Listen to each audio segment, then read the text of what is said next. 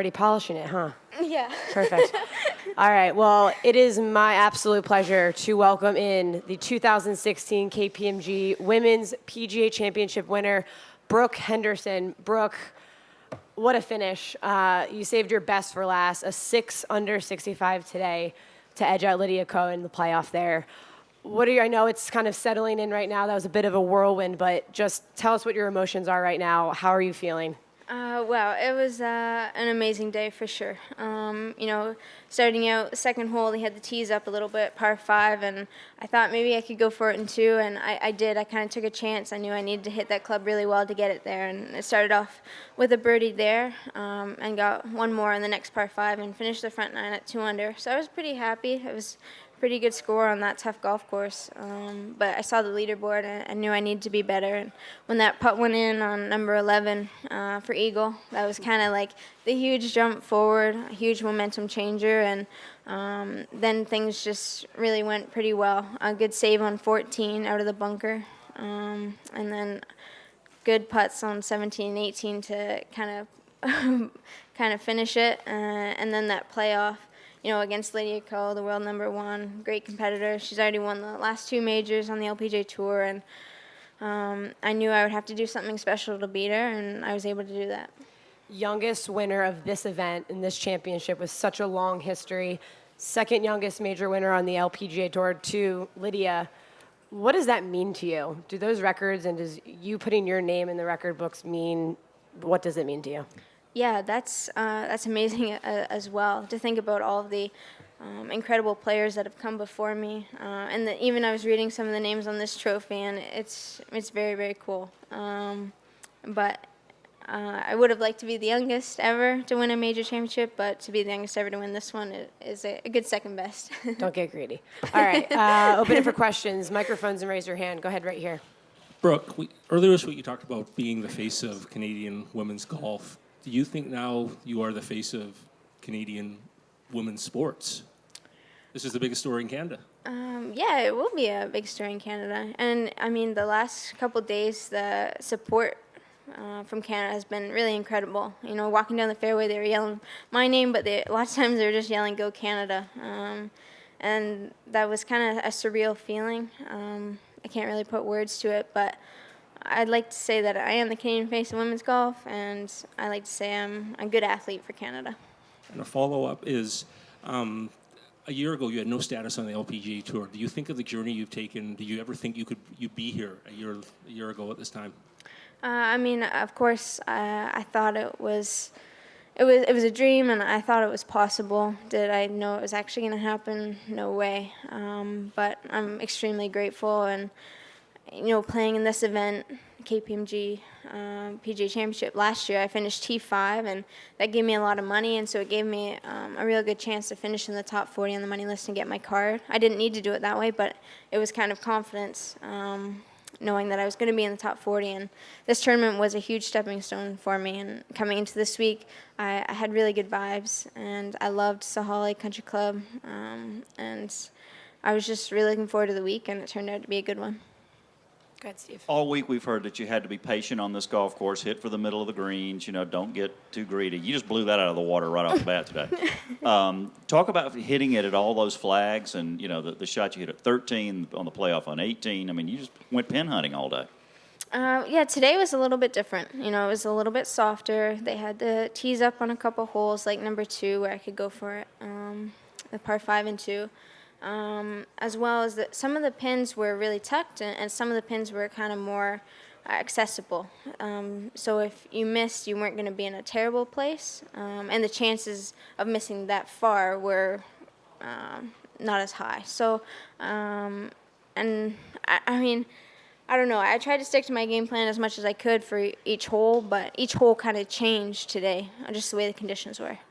What did you get into on 18, in the playoff? 7-iron. Go ahead, Bill. Brooke, can you describe the putt from off the green for eagle that really started everything for you on 11, please? Yeah, so, well, first of all, I hit a good tee shot there, and then the second shot was kind of maybe the shot of the whole tournament, right close to the hole-in-one shot or the shot on 18 there.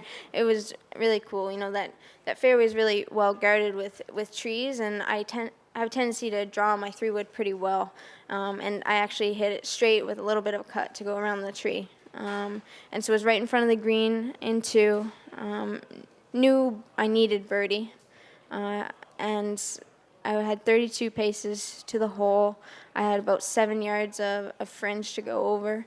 And then right before the hole, there was this big mound that was going to push it right to left. And right before I hit it, I said, right at that man, there was a man standing back behind the green, and Britt said, yeah, maybe just a little left of that. And then right when I stepped over it, the man moved, like 10 yards left. So I was like, okay, I'm not going to aim at him anymore.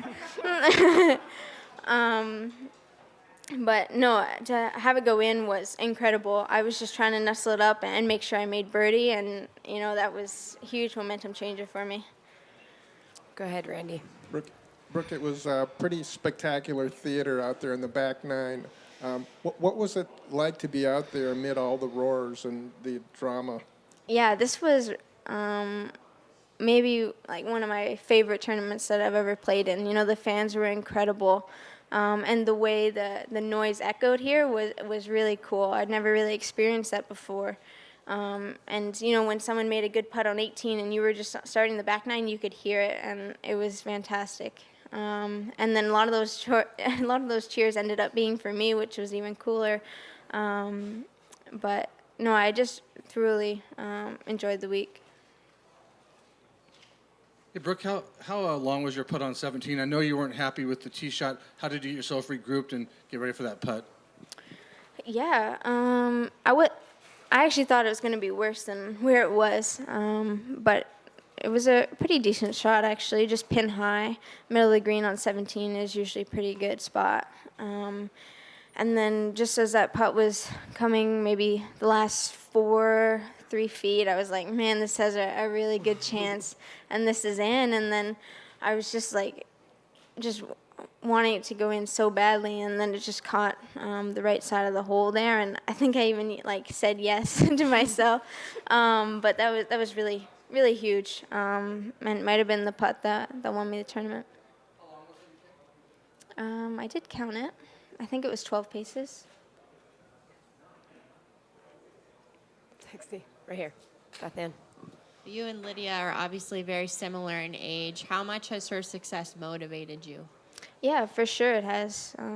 Her career, at such a young age, or it doesn't even matter her age, her career is amazing. And, I was 14 playing in my first Canadian Open, and she was 15 and she won it.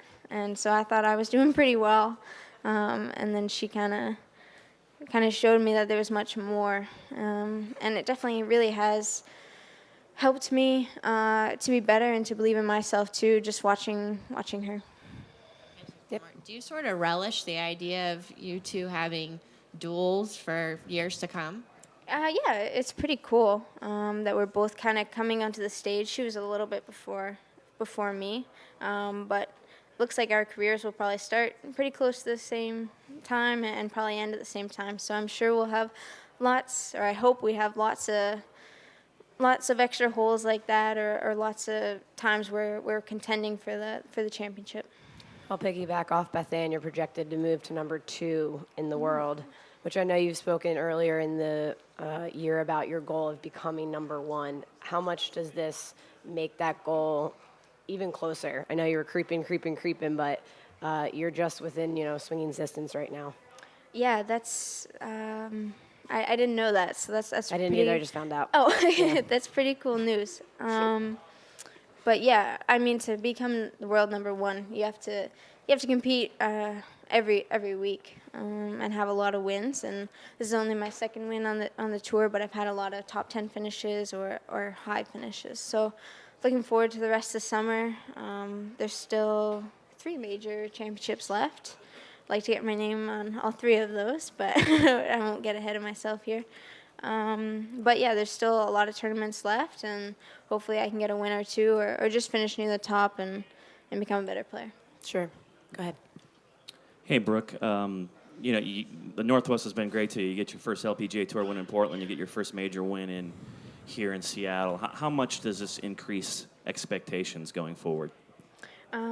Yeah, I mean, the Northwest really has been really, really good to me. And coming here, it kind of reminded me of Portland a little bit. A little bit similar with the tall trees lining the fairway. And Portland at times can be very tight as well. Not quite as tight as this course, but there were a lot of similarities. And that was another thing that contributed to good feelings leading into this week. And it's just definitely a huge confidence boost, and I wish there was more tournaments on the Northwest. Go ahead, Bill. Brooke, you joined Sandra Post as the only Canadians to win a women's major. Do you know Sandra, and what do you think she's thinking of this? I know her a little bit. I've gotten to talk to her a few times. I believe she even wished me good luck this week leading into it.